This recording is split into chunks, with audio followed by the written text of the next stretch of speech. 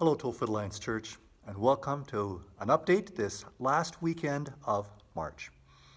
This past week, I took in another town hall meeting with Premier Jason Kenney and Dr. Dina Hinshaw, the Chief Medical Officer of Health. As you have heard, the move to stage 3 of reopening, which would affect churches, is on hold as we battle this third wave of COVID. The town hall meeting, it focused on answering questions about vaccines, and I'm very pleased with the helpful information that they provided. When the numbers were dropping, I hoped that by Easter weekend there might be some easing of restrictions. Unfortunately, in the past couple of weeks, the numbers have gone in the wrong direction, and the variants are triggering a third wave. The vaccines are helping, but it will be weeks before the restrictions are eased at all, and it will be months before restrictions are lifted completely. That is discouraging. I am glad we can enjoy warmer weather and then we can visit outside, but we do need to hang on a little bit longer. There is progress, but it's not as fast as we would like. So over the next few weeks at least, we'll continue with our 2 services at 9:30 a.m. and 11 a.m. on Sundays, with the first one being live streamed. And there's information on the email version of this update as to how you can register for those. You can also catch the live stream through our YouTube channel, and there are links for that in our church website. I realize we are discouraged by this third wave.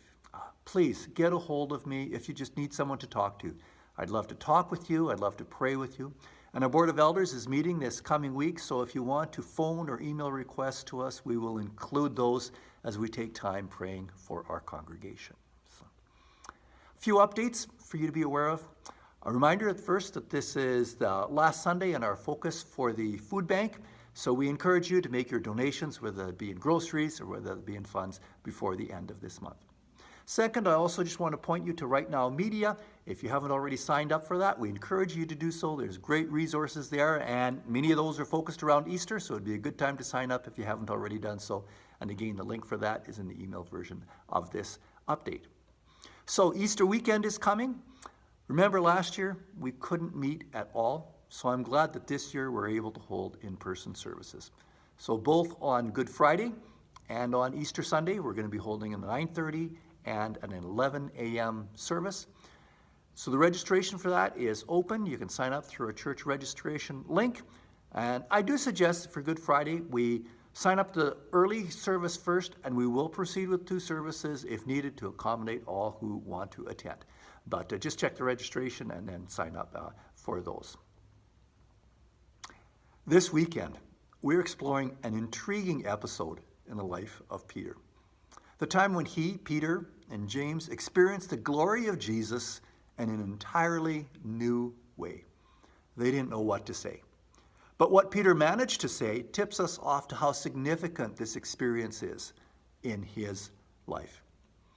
We're told in the book of Luke, as Jesus was praying, the appearance of his face changed and his clothes became as bright as a flash of lightning.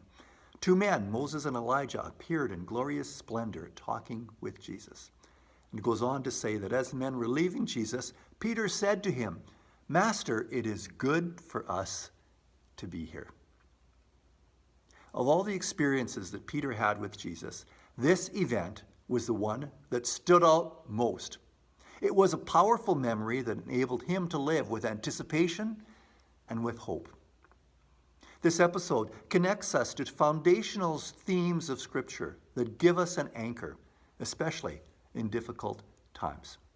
I've been very encouraged by studying this event, and I'm really looking forward to sharing about it this weekend.